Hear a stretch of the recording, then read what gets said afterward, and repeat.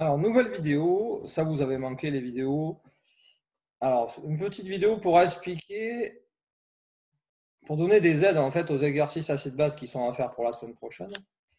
Donc, le 15, page 24 est à faire pour lundi. Alors, la question 1 et 2, en fait, il suffit de bien lire l'énoncé, voilà, et de connaître les groupes caractéristiques vus en première. La question 3 et 4 un peu plus difficile. Il faut donc faire un tableau d'avancement et calculer Xmax. Si on calcule Xmax, ça veut dire qu'on suppose la réaction totale. Alors, on parle de quelle réaction? Entre l'acide lactique et l'eau, qui est une réaction donc acido-basique, qu'il faut donc d'abord avoir écrite. Donc, on calcule Xmax, donc on suppose la réaction totale. Alors, pourquoi on fait ça?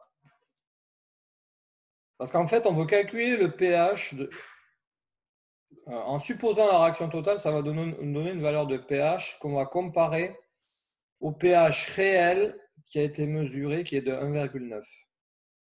Voilà. Pour en déduire si la transformation elle est totale ou pas. Alors, comment on calcule le pH en supposant la réaction totale? Eh bien, en fait, il faut écrire la réaction, faire le tableau d'avancement, calculer, et donc Xmax, en déduire la quantité finale d'ion H3+, d'ion oxonium, pour en déduire la concentration finale en ion H3+, et donc le pH, toujours en supposant la réaction totale. Et donc comparé à ce pH réel de 1,9, réel parce qu'il a été réellement mesuré. Ensuite, le 16 qui est à faire pour jeudi. Là, il y a le raisonnement, il n'est pas facile. Pourquoi? Parce que vous avez une seule question et en fait, il faut trouver toute la démarche à partir des informations. Alors, c'est quoi le contexte? Le contexte, en fait, c'est quand on a un aquarium contenant 120 litres d'eau dont le pH est de 4,5. Le pH est trop faible parce qu'il doit se situer entre 5,5 et 8,5. Donc, on doit corriger la valeur du pH en rajoutant CaCO3 qui est contenu dans un bâton de craie. Alors, le fait de rajouter CaCO3, ça va augmenter le pH. Donc, ça va rendre la solution un peu moins acide. Pourquoi? Parce que CaCO3 va libérer du CO3-, qui est une base en fait. Cette base, elle va réagir avec les ions H3O+, elle va consommer des ions H3O+, donc elle va diminuer la quantité d'ions H3O+, et donc elle va diminuer la concentration dans l'eau de l'aquarium en ions H3O+, donc le pH va augmenter. Ça, c'est un résultat qu'on a déjà vu, qu'il faut bien maîtriser. Alors en fait, il faut donc trouver la masse de bâton de craie à introduire. En fait, il y a deux masses. Il y a la masse minimale pour passer de pH 4,5 à 5,5 et la masse maximale pour passer de 4,5 à 8,5 en pH. Il faut raisonner sur cette équation bilan, sur cette réaction en fait.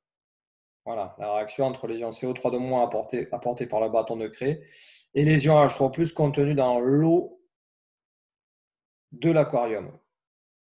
On fait un état initial, on fait un état final. On peut calculer la quantité initiale, la quantité de matière initiale du H3O+ grâce au pH initial, la quantité finale du H3O+ grâce au pH final. Alors 5,5 dans un premier temps, pH final, 5,5 pour passer de 4,5 à 8,5. Connaissant la quantité de matière initiale du H3O+ et la quantité finale, on peut en déduire Xmax, parce qu'on suppose la réaction totale, ici, simple flèche. On peut après en déduire la quantité initiale que l'on doit introduire d'ion CO3-. Et après en déduire la quantité initiale de CaCO3, puis la masse de CaCO3, c'est-à-dire du bâton de craie, que l'on doit introduire pour passer de pH 4,5 à 5,5. On fait exactement le même raisonnement pour passer de pH 4,5 à 8,5. Ça nous donnera une autre masse de bâton de craie, une masse initiale et une masse maximale. Voilà pour l'aide sur l'exercice 16. Alors, je ne l'évoque pas plus. Hein. À vous de trouver le raisonnement, enfin, en tout cas, de mettre ça de rédiger ça. Je vous ai expliqué juste la trame du raisonnement. Ensuite, le 18. Alors, le 18, c'est un exercice ultra classique qui, en fait, fait intervenir un mélange de deux solutions. On a deux solutions S1 et S2 qui contiennent toutes les deux des ions H3O+. Voilà, et en fait, on veut calculer la concentration H3O+ dans le mélange, une fois qu'on a mélangé les deux solutions. Ça, c'est ultra classique. Quand on a deux solutions, on fait un mélange, on mélange les deux. Quelle est la concentration finale? Alors, surtout pas, les concentrations ne s'ajoutent pas, ne s'additionnent pas. Ça, c'est archi faux. Voilà. Qu'est-ce qui s'ajoute? Mais les quantités de matière s'ajoutent, les volumes s'ajoutent, mais pas la concentration. Voilà. Ah, non, parce que si on revient aux questions, hein, bon, question 1, c'est du cours. Question 2, on l'a déjà vu dans un autre exercice. Question 3, trouver le pH de la solution S1, on applique la formule du pH, c'est assez simple. Question 4, prévoir le sens d'évolution du pH lorsqu'on mélange les deux. Alors, ça, c'est pas si évident que ça quand même. Voilà. Et question 5, enfin, pas si évident. Alors, on pourrait penser que comme on a ajouté 2, ben, le pH, en fait, il va diminuer puisqu'on augmente la concentration en H+. En fait, on va voir que non. Donc, c'est vraiment à la question 5 qu'on aura la réponse à la question. Le pH, est-ce qu'il va augmenter de la solution? Est-ce qu'il va augmenter ou diminuer quand on va rajouter S2? Donc, pour calculer le pH du mélange, il faut calculer la concentration du H3O+ lorsqu'on a fait le mélange. Voilà. C'est ce que je vous expliquais. Surtout pas additionner les deux concentrations.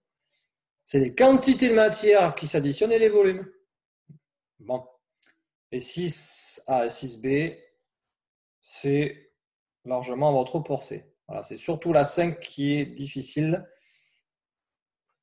Voilà, je m'arrête là pour cette vidéo. Il y en aura d'autres.